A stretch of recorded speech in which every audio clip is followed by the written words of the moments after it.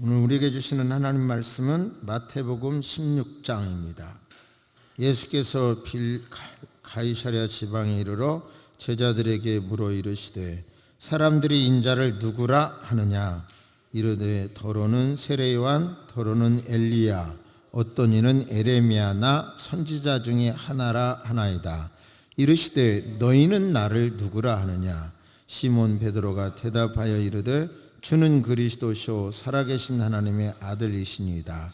예수께서 대답하여 이르시되 바요나 시몬아, 내가 복이 있도다. 이를 내게 알게 한 이는 혈육이 아니요 하늘에 계신 내 아버지시니라. 또 내가 내게 이르노니 너는 베드로라. 내가 이 반석 위에 내 교회를 세우리니 음부의 권세가 이기지 못하리라. 내가 천국 열쇠를 내게 주리니 내가 땅에서 무엇이든지 매면 하늘에서도 매일 것이요 내가 땅에서 무엇이든지 풀면 하늘에서도 풀리리라 하시고, 이에 제자들에게 경고하사 자기가 그리스도인 것을 아무에게도 이르지 말라 하시니라. 아멘. 하나님께서는 믿음을 고백한 사람을 책임져 주십니다. 할렐루야. 하나님은 신실하신 분이기 때문에 끝까지 책임져 주십니다. 믿음을 고백한 개인과 믿음을 고백한 주는 그리스도시요 살아계신 하나님의 아들입니다. 고백한 단체인 교회를 하나님께서 지켜주시고, 그리고 그들을 통해서 역사를 이끌어 가십니다. 이렇게 고백을 한다든지 어떤 결정이라든지 계약서라든지 판결문이라든지 이런 것은 굉장한 효력이 있습니다. 주제를 돕기 위해서, 이해를 위해서 사례를 먼저 말씀드립니다. 그 이정미 헌법재판소 소장님, 그 여성이었잖아요. 제가 보기에는 그 머리카락에도 영양가가 하나도 없었고 피부에도 지친 기색이 역력한 표정으로 주문을 읽는데, 이에 피청구인 대통령 박근혜를 파면한다. 그렇죠? 그 판결문이 근거가 돼서 우리는 대통령을 선출을 했고, 지금 민주당 정부가 정권을 잡았잖아요. 그러니까 이렇게 뭐든지 한번 결정, 선언, 조약, 계약 이런 것은 굉장히 중요한 의미가 있는 거예요. 그러니까 이렇게 그냥 흔히 계약서를 많이 쓰잖아요. 근데 법을 조금 공부해 보니까 정말 계약서는 중요하더라고요. 정말 잘 써야 돼요. 그걸 잘 쓰면 수많은 소송이나 어려움에 빠지지 않아요.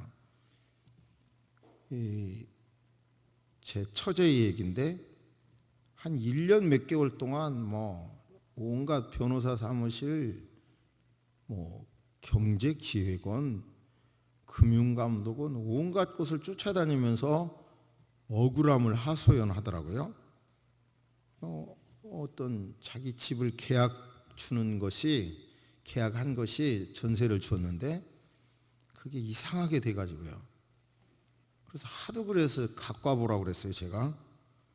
그랬더니 이제 법대로만 하면 이게 또 안 돼요. 그런데 조금 응용을 해보니까 답이 보여서 소장을 제가 제출을 해줬는데, 그러니까 판사는 금방 재판도 안 해보고 우리 주장이 맞다고 결정을 해서 왔더라고요. 그러니까 참 또 지혜가 필요한 거예요. 제가 굉장한 지혜가 있다는 게 아니라 이런 걸 이렇게 수많은 변호사들이 보고도 안 보이는 게 기도하면서 보면 보여요. 진짜로요. 그러니까 소장이 그렇게 벌써 판사가 우리 주장이 맞다고 결정을 해가지고 답변이 오는 걸 보면서 참 정말 지혜는 필요하다 이런 생각했고, 계약서는 정말 중요하구나. 무엇을 결정하는 거. 그러니까 이 자리에 계신 여러분도 어떤 프로포즈를 하셨거나 프로포즈를 받으셨잖아요. 그때 이제 그것을 청혼을 받아들임으로 현재의 삶이 펼쳐진 거잖아요. 그냥 여러분이 많은 사람들을 알고 있다 해도 그 결혼 이후에 나머지는 다 잘라냈잖아요, 지금. 그죠? 어디서 사는지도 모르잖아요. 그만큼 중요한 거예요. 그러니까 예수님이 나의 주인이다. 이 고백은 의미도 분명히 알아야 돼요. 그리고 그 의미가 무엇을 가져다 주는지, 현재 내가 누리고 있는 게 도대체 뭔지, 이런 것을 분명히 아셔야 그 신앙의 의미를 좀 더 정확하게 알 수가 있습니다. 그러니까 신앙의 의미를 오늘 본문, 유명한 여러 번 설교를 했던 본문이지만 예수님의 이 질문이 있잖아요. 제자들에게 했던 이 질문을 통해서 신앙의 의미, 그 의미가 주는 가치가 뭔지, 힘이 뭔지, 권세가 뭔지 그것을 깨닫는 시간 되시기를 바랍니다. 잠시 생각해 봅니다.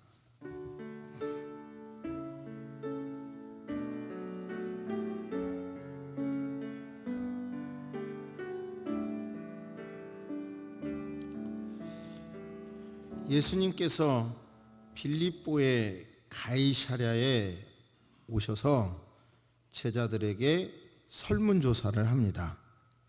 질문하시죠. 인자를, 사람의 아들을, 나를 누구라고 하더냐? 사람들이 뭐라고 하던가요? 이렇게 물으셨습니다. 그러자 대답하기를, 어떤 사람은요 선생님을 세례 요한이라고 하던데요. 또 어떤 사람은 부르종, 능력의 종 엘리야라고 하던데요. 또 어떤 사람은 구약의 어떤 예언자 중에 한 사람이라고 하던데요. 이렇게 말씀드리자 예수님께서 그러면 너희들은 나를 누구라고 생각하느냐? 너의 생각을 말하라고 합니다. 그러자 주는 그리스도시요 살아계신 하나님의 아들입니다. 베드로가 고백했죠. 이 의미는 이제 여러분은 충분히 아시겠지만 구약 배경에서 기름 부음 받은 직종은 왕, 제사장, 선지자이죠. 그러니까 주는 그리스도라고 하는 말은 주님은 나의 왕이시오, 주님은 나의 선지자시오, 주님은 나의 제사장입니다, 이 말입니다. 그리고 또한 그 주님은 살아계신, 죽은 추상적인 것이 아니라 살아계신 하나님의 아들입니다. 이렇게 고백한 거죠. 그러니까 우리가 예수님을 나의 왕으로 모신다고 할 때 그분이 나를 통치해 주시고, 예수님을 나의 그리스도로 모신다고 할 때 아까 말씀한 것처럼요, 답이 안 보일 때 이렇게 기도하면 의외로 선지자로서 하나님의 말씀을 나에게 지혜로 주실 때도 있고요.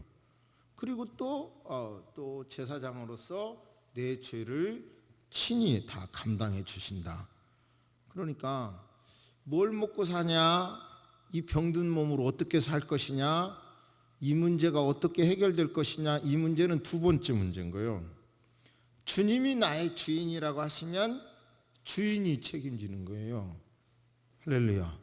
내가 책임지는 게 아니에요. 주인이 책임지는 거예요. 그 믿음을, 그것을 주는 그리스도시 이렇게 고백했다면 주님이 나의 주인으로서, 왕으로서, 선지자로서, 제사장으로 책임을 져주시는데, 그것이 막연한 추상적인 종교적인 이런 이론이 아니라 살아계신, 지금도 살아계신, 과거에도 현재에도 미래에도 살아계신 하나님이기 때문에 왕으로서, 제사장으로서, 선지자로서 역할을 지금도 계속해 주실 것이라는 거예요. 그것을 믿는 거예요. 그런데 우리가 신앙생활을 해도 좌절하는 이유가 뭐예요? 좌절하는 이유는 주님이 책임져 주실 거라고 하는 믿음이 약해지는 거예요. 우리의 이성이 높아지면서 주님을 의지하지 않아서 더 기도하지 않는 거죠. 예. 왜냐하면 기도를 하면 된다는 확신이 있으면 그것처럼 돈 들어가는 것도 아닌데 왜 안 하겠어요?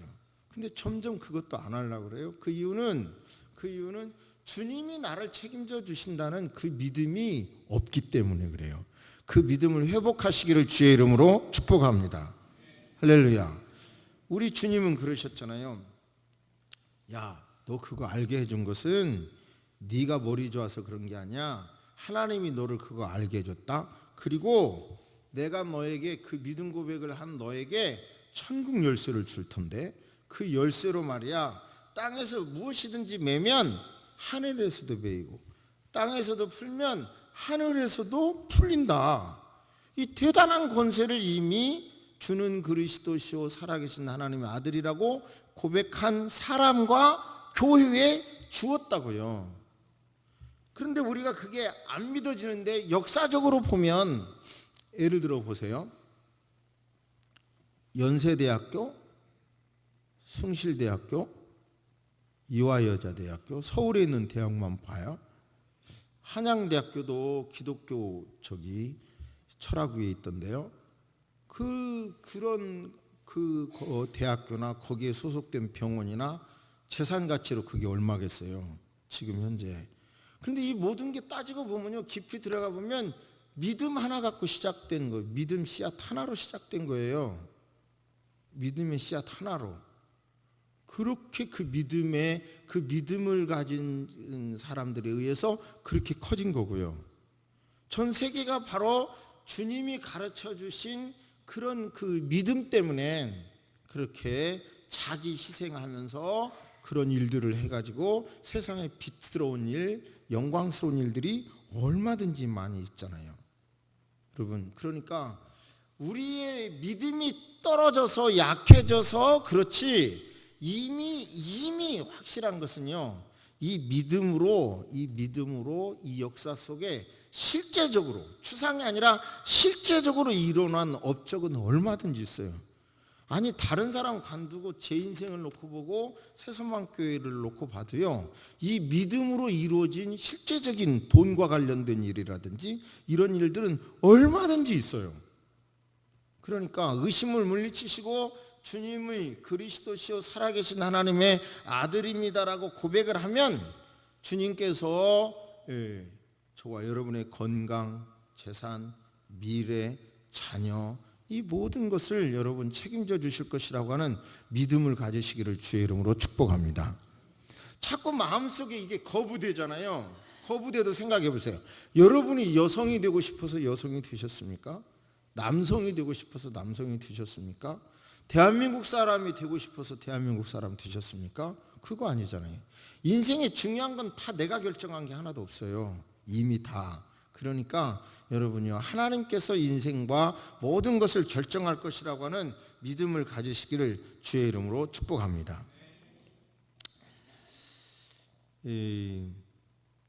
그런데 우리는 이 믿음이 자꾸 신앙생활을 하고 인간적으로 노력을 하다가 보면 하나님께 기도하지 않아도 될 것 같은 생각이 자꾸 들거든요.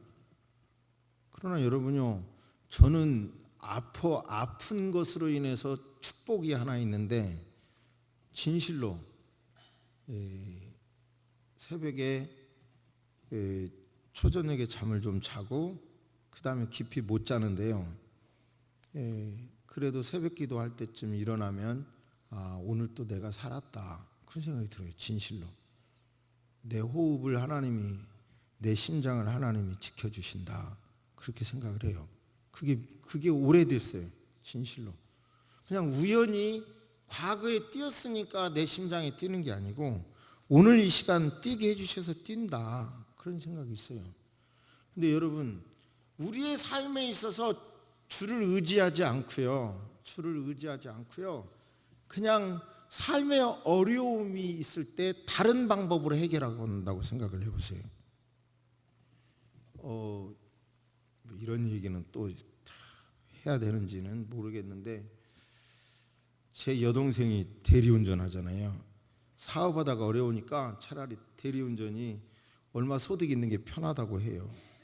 근데 가끔 대리운전 하러 나왔다가 집에 들어간대. 그 이유는 남편 사업도 잘 되고 그리고 본인도 참 좋은 많은 것을 가졌더라고요. 언뜻 봐도 미인이고 온갖 명품으로 가득 싸고 있더라고요. 어머니 장례식 때 와서 보니까. 그런데 삶에 말씀드릴 수 없는 어떤 자식에 대한 어려움이 있으세요. 그러니까 힘이 드니까 자꾸 이렇게 대리운전하는 여동생에게 야 내가 일당 줄게 와서 술 먹자 그렇게 그런 얘기를 들으면서 그 친구의 그런 어려움을 들어보면 결국은 신앙 밖에서 어려움을 풀어본다고 한들 그 어려움은 누적돼서 더 크게 다가오는 걸 난 그 이야기를 들을 때마다 느껴요. 공감하십니까? 그러니까 저와 여러분들이 가진 이 신앙의 가치를 우리 스스로 알아야 돼요. 좀 어떤 이해를 돕기 위하여 사례 하나를 소개합니다. 2007년 1월 달에 미국 워싱턴 DC 랑팡 전철역에서 전철역에 아침에 출근 시간에 연주회가 있어요. 청바지, 티셔츠 차림, 야구 모자를 눌러쓴 사람이 거기서 바이올린 연주를 했다고 합니다. 그런데 그 바이올린 연주를 그 아침 출근 시간에 1분 이상 듣고 간 사람이 7명이었대요. 그리고 열려진 바이올린 케이스에 던져진 돈을 세어보니까 32불이었다고 합니다. 그런데요, 이건 실제적인 사건이에요. 그 바이올린은 그 세계적인 바이올린 스트라디바리우스 30억짜리, 그 당시 30억짜리였고 바이올리니스트는 그 당시 세계 최고의 바이올리니스트인 조슈아 벨이었다고 그래요. 그러니까 최고의 연주자가 최고의 지금 악기로 연주를 해도 지하철이니까 알아듣지 못하고 그냥 지나가 버린 거예요. 그 소식을 듣고요, 유럽에서도 또 그랬대요. 유럽에서도 야 그러면 여기 유럽은 어떤가 그렇게 했는데요. 거기에서는 이제 퇴근길에 해봤는데 좀 여유가 있는, 그러면서 아름다운 외모까지 갖춘 바이올리니스트가 연주를 했는데요. 그리고 더 비싼 바이올린으로 연주를 했다고 그래요. 그런데 8명이 1분 이상 들은 사람은 8명, 돈은 28달러였다고 그래요. 그 소식을 들은 한국 성신여대 교수 피오영 씨가 또 서울 강남역 전철 6번 출구에서 시도를 해봤대요. 근데 그분이 들고 나온 바이올린은 그 당시 70억짜리였고요. 이 활이 1억짜리였대요. 그런데 거기서도 오전 8시 45분에 했는데요. 거기 1분 이상 듣고 간 사람이 뭐 몇 명이 5명. 그리고 저기 돈 던진 것은 16,900원이었대. 제가 왜 이야기를 하냐면 최고의 바이올린과 최고의 연주자가 연주를 해도 기대하지 않으면 안 들리는 거예요. 그 실력 어디 다른 데로 갔겠어요? 만약 그분의 이름과 그 악기가 공개됐더라면 기대하고 인상인해의 청중이 몰려들었겠죠. 제가 드리는 말씀은 이거예요. 이미 주는 그리스도시요 살아계신 하나님의 아들입니다라고 고백하는 사람을 하나님이 역사적으로 지켜준 거가 얼마든지 많아요. 교회를 지켜주신 게 얼마든지 많아요. 그런데 뭐예요?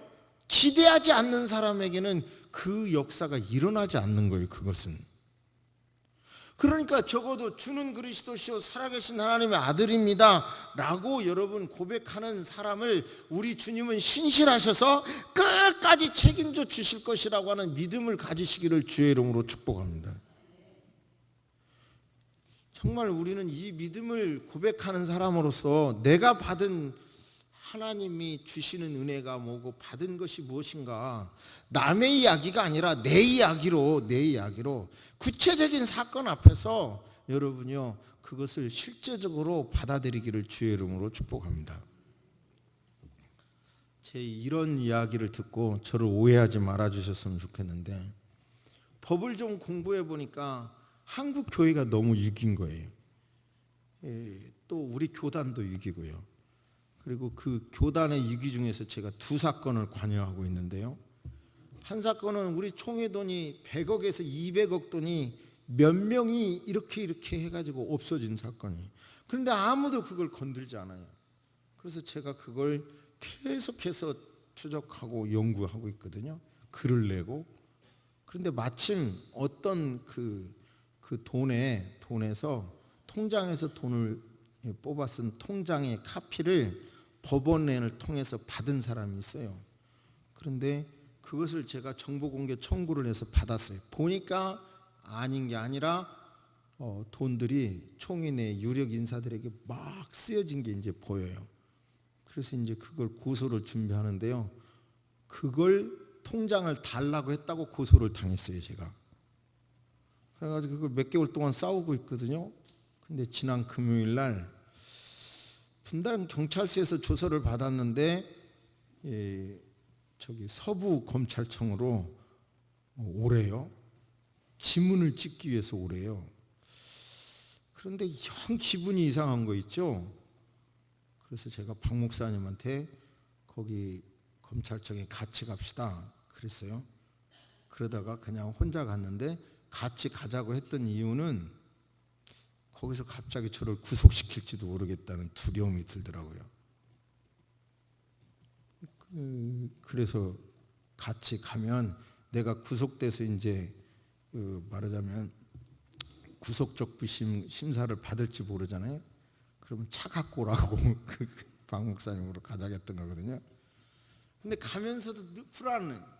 그래 내가 하나님을 위하여 내가 의로운 일을 하는 건데 하나님이 나를 지켜주실 거야 하면서도 이 낌새가 불안하니까 걱정이 되고 그게 인간이라 이런 말이에요. 아니 나는 정말로 우리 교단을 위하여 한국 교회를 위해서 했거든요. 그리고 이번 주일날도 그 스트레스를 또 받아야 될 일이 있는데 그런데 우리가 이렇게 믿음을 가졌다고 하면서도 인간이니까 불안해하고 염려스럽고 그래요. 그게 인간의 문제죠. 구체적으로 이 믿음을 어떻게 적용할 것인지 한번 생각해 보겠습니다.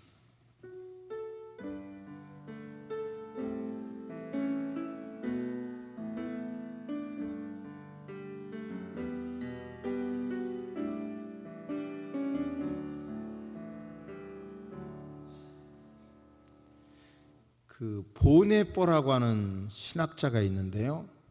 나치 정권에 도전하죠. 항전했죠. 그러다가 감옥에 갇혔어요. 근데 그 사람에게 가장 감옥에서 괴로운 것은 정체성의 문제였다고 글로 쓰고 있습니다. 내가 누군가. 사람들은 내가 불의와 항거에서 막 싸우고 감옥에서 나오게 되면 당당하게 나갈 것 같지만 사실 나는 이 좁은 감옥에서 있는 게 두렵고 싫다. 기도하는 거나 글 쓰는 것마저도 의욕을 상실했다.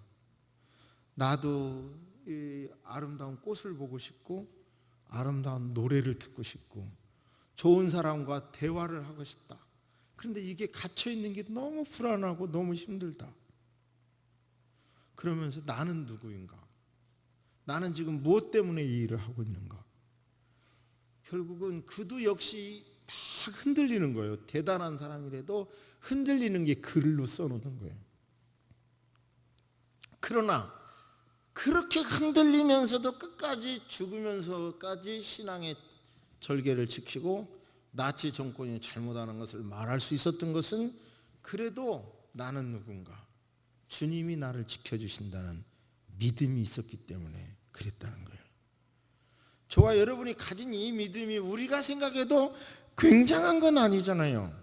그러나 여러분 이 예수님과 교통이 되는 살아계신 하나님의 아들이라고 하는 이 믿음, 내가 땅에서 잠그면 하늘에서도 잠기고 열면 하늘에서도 풀리라고 하는 이 놀라운 권세를 가진 자라고 하는 믿음을 가지시기를 주의 이름으로 축복합니다.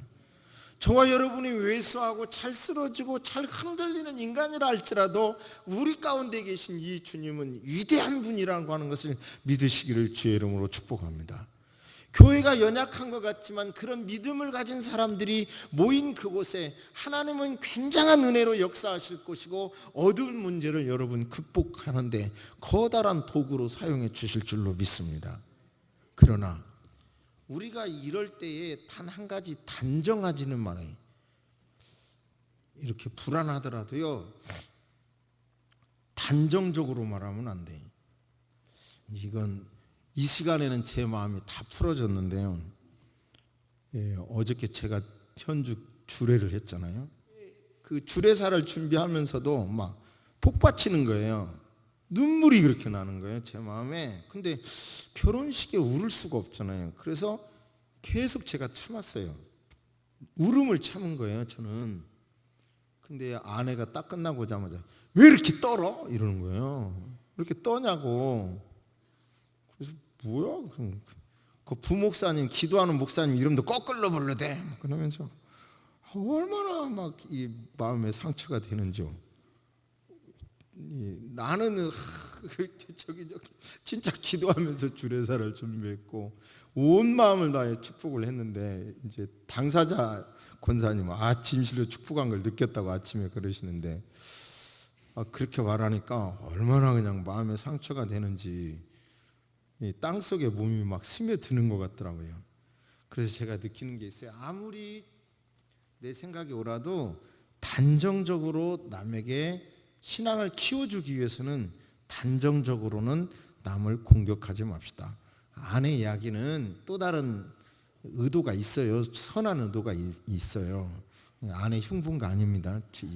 5월 달에 근데 흉본 건 아닌데, 그러나 아무튼 제 얘기는 이 어려울 때일수록 막 모든 이 작은 믿음으로 현실과 싸워야 하는 이런 때 이런 사람에게 격려할지언정 이렇게 단정적으로 싹을 밟는다든지 뽑는다든지 꺾는다든지 이런 말은 하지 말자, 그런 말씀입니다. 할렐루야. 아무튼 주는 그리스도시요 살아계신 하나님의 아들입니다. 고백을 했어요. 주님은 예를 들어 두렵고 떨고 있는 그 순간에, 제가 예를 들어 서부 검찰청에 가는 그 순간에 너는 나를 누구라 하느냐 묻는 거예요. 그러면 나는 주님이 지켜주실 분으로 믿습니다. 이렇게 믿는 거예요. 그리고 답답한 일을 만날 때 너는 나를 누구라 믿느냐? 그러면 지혜의 근본이신 주님으로 믿습니다. 그러면 거기에 합당한 지혜도 하나님께서 꼭 주시더라고요. 해보세요. 기도 뭐하러 기도하세요? 기도에 이렇게 답답하면 이거 좀 풀어주세요 이렇게 기도하네. 아까 그 처제 얘기했잖아요. 1년 몇 개월 동안 온갖 변호사고 다 쫓아다녀도 답이 없다고 하는 거를 진짜 거짓말 아니에요. 그 문제 얘기 듣고 제가 잠깐 새벽에 기도했어요. 이거 어떻게 풀어야 돼요? 그게 딱 보이더라고요. 그래갖고 판사가 이미 내 말이 맞다 해갖고 결정문을 보냈어요. 그러니까 여러분요, 제가 대단한 사람 같지 아니요, 저는 바보예요. 저는 멍청해요. 진짜로요. 단 이렇게 하나님 이게 너무 답답하잖아요. 지혜를 주세요 그러면 그때 지혜가 온다니까요. 할렐루야. 아니 그런 하나님을 믿으시기를 주의 이름으로 축복합니다. 여러분 식상한 얘기 같지만 계속 말씀드려요. 삶으로 이 말씀을 받아들이라고.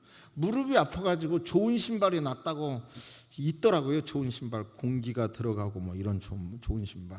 근데 마사이 신발을 몇 년 신었더니 이렇게 생긴 걸 하는 거 너무 신사 같지 않는 거예요. 그래서 신사 같으면서도 좋은 신발이 어디가 있나 찾았더니 그 한 달 사이에 그런 신발이 4컬레나 생기더라고.